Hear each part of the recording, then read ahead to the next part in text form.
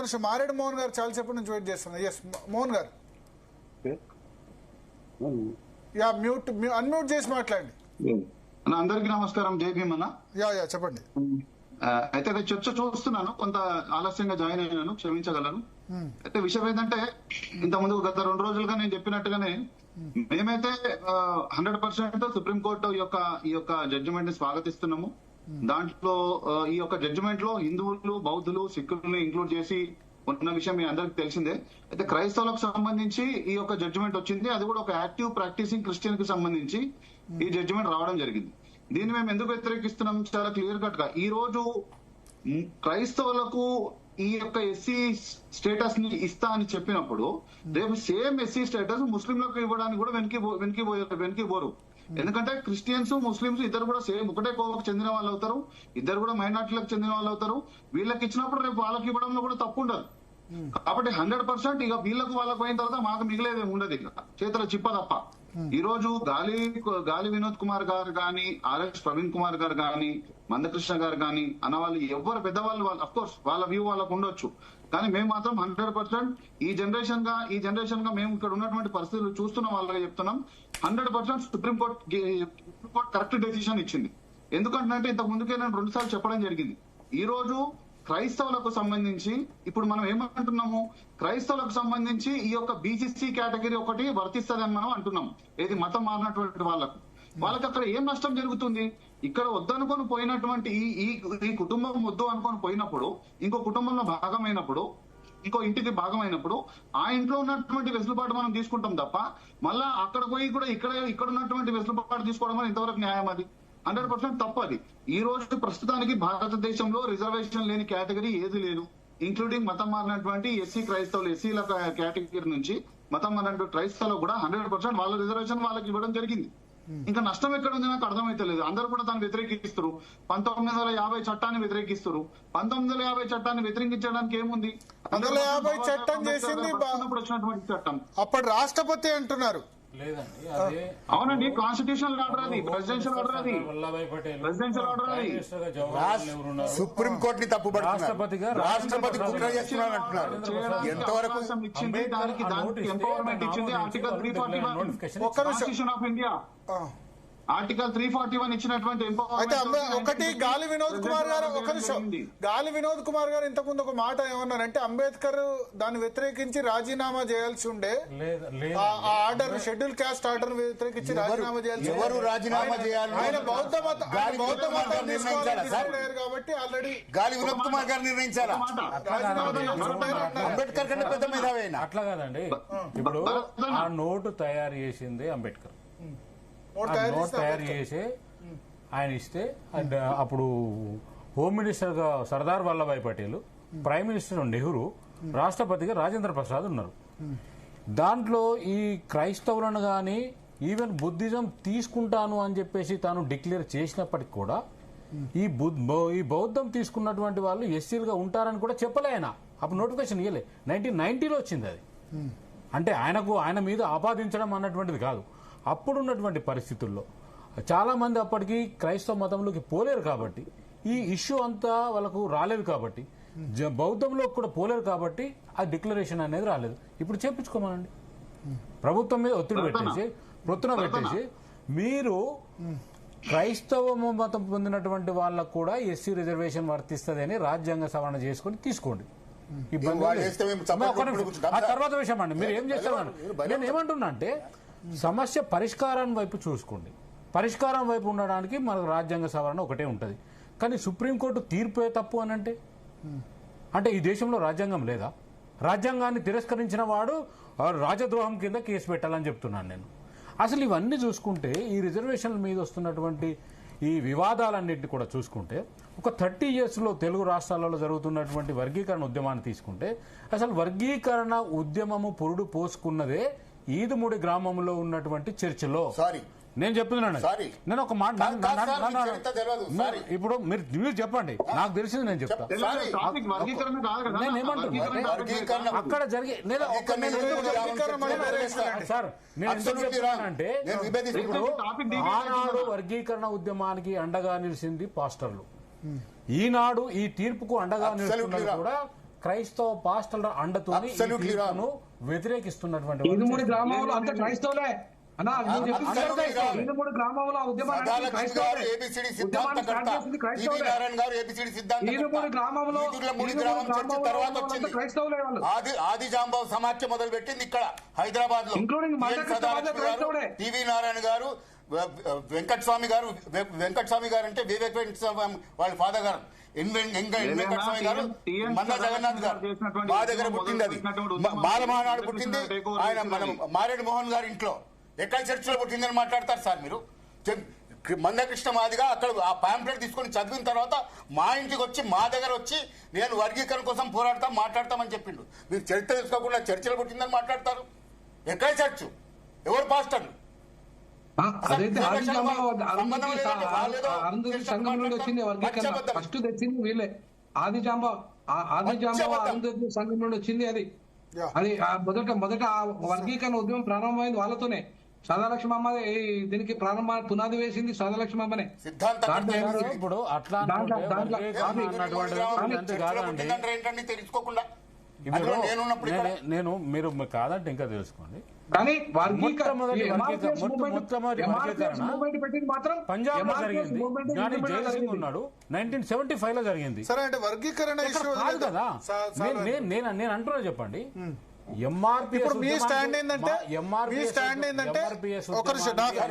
నాకు ఎందుకంటే క్లియర్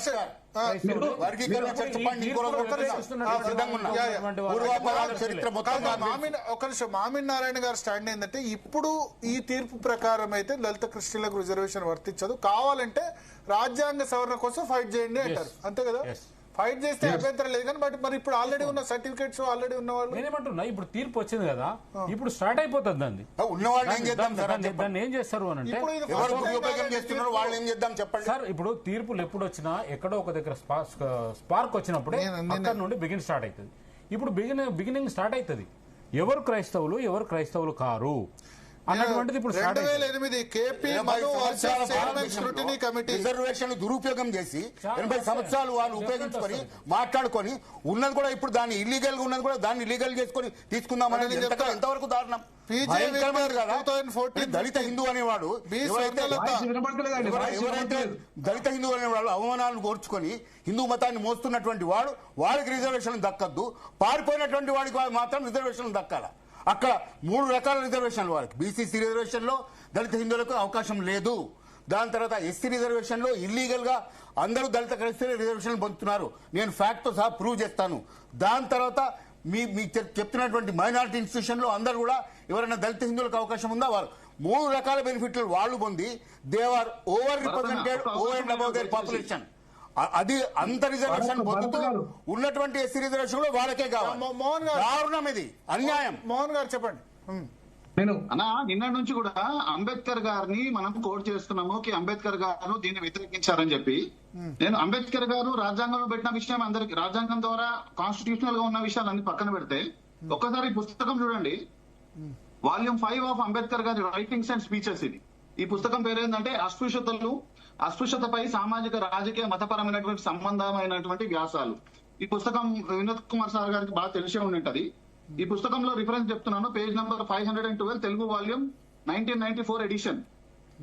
ఈ 1994 ఎడిషన్ లో సెకండ్ పారాలో అంబేద్కర్ గారు అన్నటువంటి విషయాన్ని నేను కోట్ చేస్తున్నాను. ఈయన ఇక్కడ మత మార్పిడికి సంబంధించి అప్పుడు వారు ఉన్నటువంటి బౌద్ధిజంలో, అంటే దళితులందరూ కూడా బౌద్ధిజంలోకి మతం మారాలనేటటువంటి ఆవశ్యకతను తెలియజేస్తూ కష్టంగా మారాలని చెప్పి వారు సూచిస్తూ, అదే విధంగా మతం మారడం వల్ల వచ్చినటువంటి లాభ నష్టాల గురించి ప్రస్తావిస్తూ ఒక మాట అంటారు, వినండి. మత మార్పిడి వల్ల ఎటువంటి నష్టము వాటిల్లదు, రాజకీయంగా అస్పృశ్యులకు ఇచ్చినటువంటి రాజకీయ హక్కులను కోల్పోతారు. కాకపోతే వారు అంటే ఇది కూడా ఎటువంటి యథార్థ నష్టము కాదు. ఎందుకంటే వాళ్ళు మత మార్పిడి ద్వారా ఏ సమాజమునైతే చేరదలుచుకున్నారో ఆ సమాజానికి ఉండే రాజకీయ హక్కులు వారికి సంక్రమిస్తాయి. బౌద్ధిజంకి సంబంధించి చెప్పినటువంటి రిఫరెన్స్ ఇది. సొంత అంబేద్కర్ గారు ఏదైతే బౌద్ధాన్ని తీసుకున్నారో ఆ బౌద్ధిజానికి సంబంధించినటువంటి రిఫరెన్స్ ఇది. దానికే వారు మేము బౌద్ధిజంలో స్వీకరించిన తర్వాత మాకు రిజర్వేషన్ కావాలని అడుగుతలేరు. ఎందుకంటే అంబేద్కర్ గారికి కులం అనే కాన్సెప్ట్ కి చాలా దూరంగా ఉండాలనుకున్నారు కాబట్టి వాళ్ళ బౌద్ధంలో చేరినప్పటికీ కూడా బౌద్ధిజంలో ఉన్నటువంటి దళితులకు వారు రిజర్వేషన్ అడగలే, ఎస్సీ స్టేటస్ అడగలే. He wanted to be independent.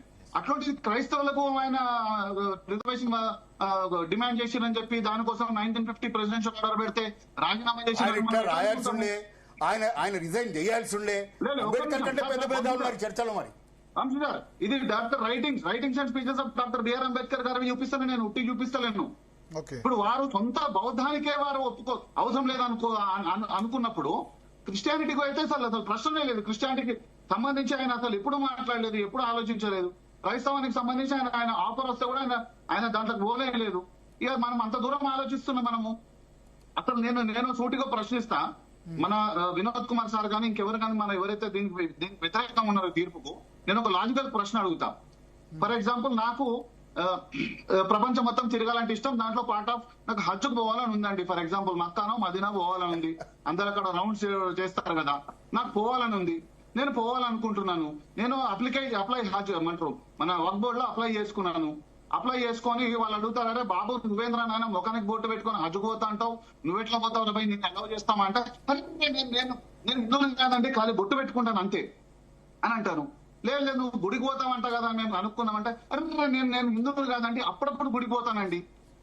అరే నువ్వు ఎట్లా కాదు భయ్, నీ పేరు మోహన్ అంట కదంటే, అరే నా పేరు మోహన్ అన్నంత మాత్రాన్ని నేను హిందువుని అయిపోతానండి అన్నాను అనుకోండి. మొత్తం మీద ఇట్లా ఏదో జిమ్మికులు చేసి అబద్ధాలు చెప్పి మన దళిత క్రైస్తవ సోదరులు ఏవైతే చేస్తున్నారో ఈ జిమ్మికులు ఈ అబద్ధాలు లాగా నేను కూడా ఏమైనా చేసి తీరా హజ్జుకు పోయినా కూడా ఆడ మెడలు పెట్టి బయటికి దొబ్బుతారు. అదే రాజ్యాంగం లాంటిది కూడా పరిస్థితి. ఈరోజు రాజ్యాంగంలో ఆ రోజే బాబాసాహెబ్ అంబేద్కర్ గారు క్రైస్తవం అనేది ఏ రోజు కూడా ఈ దళితులకు పనికిరాదు. మన మందకృష్ణ చెప్పిన మాటలు నేను చాలా కొన్ని విషయాలు అయితే అద్భుతమైనటువంటి విషయాలు చెప్పారు. మేము కూడా ఎప్పటి నుంచో చెప్తున్నాం, అరే బాబు క్రైస్తవంలో దళితుల ఎవరైతే మతం మారుతారో వాళ్ళు కొంతమంది మోసపోతున్నారు ఈ దశమభాగాల పేరుతోటి. పొద్దున ఇక్కడ నుండి పోరాడదాము. నిజంగా మీకు నచ్చకపోతే బౌద్ధ మతం ఉంది మనకు, బాబాసాహెబ్ అంబేద్కర్ గారు సూచించినట్టు మతం అని చెప్పి చెప్తే వినాలే. ఇందాక వినోద్ సార్ అన్నారు మాట, అరే అక్కడ పోయినా కూడా వాళ్ళకి సమానత్వం లభిస్తలేదు. మరి ఇంకేందంటే నేను మాట్లాడుతున్నా, ఈ ఇల్లు వద్దనుకుని ఆ ఇంట్లో పోయినరు, ఆ ఇంట్లో కూడా ఆహ్వానించుకున్నాడు. ఆ ఇంట్లోకి పోయినా కూడా నీకు హక్కు దొరకకపోతే, నీకు కంచం నీకు దొరకకపోతే తప్పేవరది? పోయినా నీది, పిలుచుకున్నది వాంది, పెట్టాను అన్నం పిలుచుకొని కూడా అన్నం పెట్టినది వాంది, మా తెప్పట్లయితుంది. ఈ ఇంట్లో ఉండి ఈ ఇంట్లో ఉన్నటువంటి అసమానత మీద పోరాడదలసి నిడిచిపెట్టి ఆ ఇంట్లోకి తిరిగి వాళ్ళ ఆ ఇంట్లోకి పారిపోయి ఇప్పుడు ఆ ఇంట్లోకి పోయి కూడా నా కంచం నాకు కావాలంటే ఎందుకు ఇస్తాం కంచం? ఇక్కడ ఉండి ఇక్కడ పోరాడుతున్నాం, ఇక్కడ ఉండి ఇప్పటికీ అంటరాంతనం అస్పృశ్యత ఎన్నో గ్రామాలలో మేము అనుభవిస్తున్నాం. మాకు నిజమైనటువంటి దళితులం మాకు వర్తిస్తుంది, వాళ్ళకి ఎందుకు వర్తిస్తుంది? పిరికి పందాలుగా పారిపోయిన వాళ్ళకి ఎందుకు వర్తిస్తుంది అని అడుగుతున్నాను నేను. ఈ రోజు ఇదే పుస్తకంలో page number 530s around 540s లో అంబేద్కర్ గారు ఇదే క్రైస్తవానికి సంబంధించి ఒక పెద్ద డాటా ఇచ్చిన టేబుల్ నేను మీకు చూపిస్తాను. ఆ టేబుల్లో అప్పట్లోనే 1940s 50s ఆ టైంలోనే క్రైస్తవ మతాన్ని ఇక్కడ ఉద్ధరించడానికి, మతం మారినటువంటి ఎస్సీలు ఎవరైతే ఉన్నారో వాళ్ళందరినీ ఉద్ధరించడానికి ఎన్ని వేల కోట్లు ఆ రోజుల్లోనే, ఎన్ని వేల కోట్ల పాండ్లు ఖర్చు పెడుతుంది ఈ క్రైస్తవ సమాజం అనేది. ఎస్, ఇదిగోండి పేజ్ నెంబర్ 532 ఈ టేబుల్ చూడండి. ఇక్కడ పేజ్ నెంబర్ 532 ఈ టేబుల్లో ఎన్ని వందల కోట్లు వేల కోట్లు ఖర్చు పెడుతుంది ఆ రోజు క్రైస్తవ సమాజం అని చెప్పి చెప్పడానికి ఆ టేబుల్ వారు వివరించిండ్రు. మరి అప్పటి నుంచే వాళ్ళు ఇందాక మన సార్ అన్నారు, వంశతిలక్ సార్ అన్నారు, ఎస్ వాళ్ళతోటి వాళ్ళు చర్చలకు పోయి అక్కడ కాన్వెంట్ లో చదువుకొని ఆర్టికల్ 30 ప్రకారం వాళ్ళు చదువుకున్నటువంటి విద్యా సంస్థలలో మా జెడ్పీహెచ్ఎస్ స్కూళ్లలో, గవర్నమెంట్ స్కూళ్లలో చదువుకునే పిల్లలు పోటీ వాళ్ళలేకపోతున్నారు. వాళ్ళకి దమ్ముంటే నిజంగా వాళ్ళు ఓపెన్ కేటగిరీలో ఫైట్ చేయాలి. ఇక్కడ మీరు ఆల్రెడీ మీకు ఒక అవకాశం దొరుకుతుంది కదా. చర్చ క్లోజ్ చేయాల్సిన టైం వచ్చింది. జస్ట్ 1 సెకండ్ 1 minute లో క్లోజ్ చేస్తా అన్న. నేను ఫైనల్ కూడా చెప్తున్నా, యాజ్ అడ్వకేట్ నేను చెప్పేది ఒకటే, రిజర్వేషన్ అనేది పల్లీల పుట్టినాల పంచాయతీ కాదు. ఈ దేశ నిర్మాణంలో ఏ సమాజానికి ఏ యొక్క రిప్రజెంటేషన్ ఇవ్వాలి, ఈ యొక్క దేశ నిర్మాణంలో ఈ సమాజానికి ఈ రిప్రజెంటేషన్ ఇవ్వాలి, ఈ సమాజానికి ఈ అవకాశం ఇవ్వాలని చెప్పి ఒక పద్ధతి ప్రకారం, ఒక క్రమబద్ధీకరణ ప్రకారం పెట్టినటువంటి ఒక సిస్టమ్. ఆ సిస్టమ్ లో హిందువులలో నష్టపోతున్నటువంటి వాళ్లకు, ఎస్సీలకు ఈ యొక్క దేశ నిర్మాణంలో భాగంగా ఉంచాలంటే వీళ్ళకి రిజర్వేషన్ ఇవ్వాలా. అదే విధంగా ముస్లింలకు, క్రైస్తవులకు అప్పటి వరకు వాళ్ళు పాలక వర్గంలో ఉన్నప్పటికీ కూడా వాళ్ళు వెనుకబడినటువంటి కొంతమంది ఎవరైతే ఉన్నారో విద్యాపరంగా, వాళ్ళకి అవకాశాలు ఇవ్వడం జరిగింది. రాజకీయ పరంగా ఏ స్థాయిలో పోయినా కూడా అంటరాంతనం ఉంటది కాబట్టి మాకు ఉద్యోగాలు రాజకీయాలలో కూడా రిజర్వేషన్ ఇవ్వడం జరిగింది. అంతే డిఫరెన్స్. ఆ చిన్న డిఫరెన్స్ మనం విడిచిపెట్టేసి ఎమోషన్ లో మాట్లాడేస్తే మేము మతం మారినంత మాకు అట్లయితుంది, మా మతం మారినా కూడా మేము అంటనంతా అనుభవిస్తున్నాం అంటే ఎవరు ఉన్నారు పాస్? మరి పోయిన వాళ్ళు మరి తిరిగి తిరిగి వచ్చి ఇక్కడ మళ్ళీ మనం ఇక్కడ ఉండి పోరాడుకున్నాం, రాజాధికారం గురించి పోరాడదాం. So thank you. ఇంకోటి 30 seconds గాలి వినోద్ గారు చెప్పండి. 30 seconds లో కంక్లూడ్ చేస్తాను. నేను మారేడు మోహన్ గారిని కానీ మిగతా ఆ ముగ్గురిది కూడా నేను అంగీకరిస్తున్నాను. సుప్రీంకోర్టు జడ్జిమెంట్ అనేది టెక్నికల్ గా రైటే, దాన్ని ఎవరు కాదనట్లేదు. కానీ ఒకటే చెప్తున్నా, ఈడబ్ల్యూఎస్ అనే రిజర్వేషన్లు ఆర్థిక పరంగా రాలే, వాళ్ళు కూడా కులపరంగానే ఉన్నారు. వాళ్ళకు కూడా కులం ఉంది. వాళ్లకు క్రైస్తవులు అయితే మాత్రం ఈడబ్ల్యూఎస్ వర్తిస్తున్నది. బీసీలకు కూడా కులం ఉంది. బీసీలకు కూడా క్రైస్తవ మతంలో వస్తే వాళ్ళకు బీసీ రిజర్వేషన్ వర్తిస్తున్నది. చివరికి ఎస్టీలు కూడా వాళ్ళకు తెగ ఉంది, అయినా కూడా వాళ్ళకు వర్తిస్తుంది. ఒక్క ఎస్సీలు ఏం పాపం చేశారని వాళ్ళకు మతం మాత్రం మీరు రద్దు చేస్తున్నారు? ఎందుకు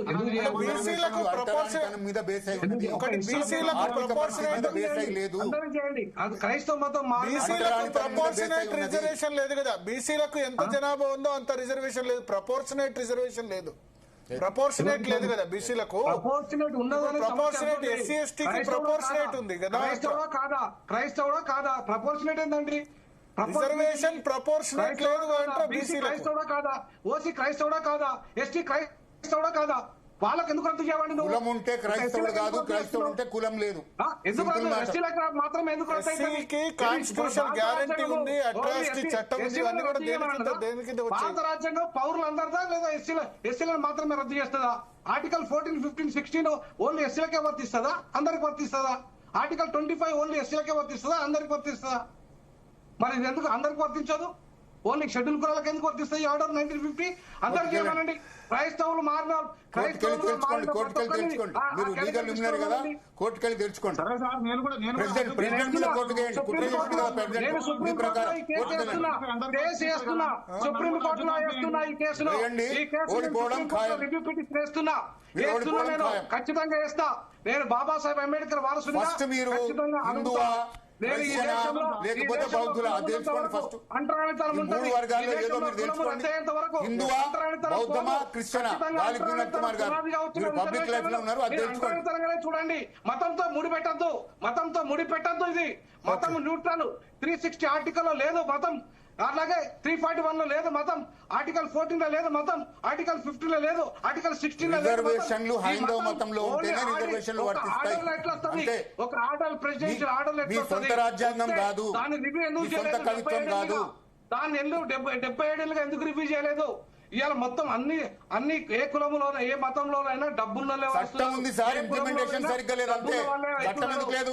చట్ట ప్రకారం ఎవరెవరైతే చేసిందో వాళ్ళ మీద కేసులు గాలి వినోద్ గారు, వంశతిలక్ గారు, మారేడు మోహన్ గారు, మామిడి నారాయణ గారు. సో మొత్తానికి దీని మీద విస్తృతంగా చర్చ జరగాల్సిన అవసరం ఉంది. బట్ ఒకటే, ఇప్పుడున్న రూల్ ఆఫ్ లా, ఇప్పుడున్న చట్టం ప్రకారం అయితే ఈ నిమిషం భారతదేశ షెడ్యూల్డ్ క్యాస్ట్ ఆర్డర్ చెప్తున్న దాని ప్రకారం అయితే మతం మారితే, క్రిస్టియన్ మతంలోకి వెళితే రిజర్వేషన్ వర్తించదు. అది సుప్రీంకోర్టు ఒక్కసారి కాదు 15-16 సార్లు డిఫరెంట్ కేసెస్లో జడ్జిమెంట్ ఇచ్చింది. చాలా సందర్భాల్లో అది చాలా క్లియర్గా ఉంది. ఇది ఫస్ట్ టైం అనుకుంటారు, చాలా సందర్భాల్లో చెప్పింది. సుప్రీంకోర్టు చెప్పింది, రాష్ట్ర హైకోర్టులు కూడా చాలాసార్లు చెప్పాయి. సో అల్టిమేట్గా దీన్ని వ్యతిరేకించే వాళ్ళు ఖచ్చితంగా పార్లమెంట్లో చట్టం మార్పు దిశగా ప్రయత్నం చేయడమో లేకపోతే ఇంకేమైనా చేయడమో చేయాల్సిందే. అంతకు మించి వేరే మార్గం అయితే ప్రస్తుతం అయితే కనిపించట్లేదు. సో స్పందన, మొత్తానికి ఇప్పుడు చాలా చర్చ అయితే జరుగుతుంది. చర్చ జరగడం మంచిదే దీనికి సంబంధించి. అంటే కులం నుంచి మతం మారితే గనక కులం పోతుందా పోదా, క్రిస్టియానిటీలో కూడా అంటరాంతరం ఉందా లేదా, ఇట్లాంటి చాలా అంశాలు చర్చకైతే వస్తున్నాయి. సో ఒక చిన్న బ్రేక్ తీసుకుందాం. బ్రేక్ తర్వాత కాళేశ్వరం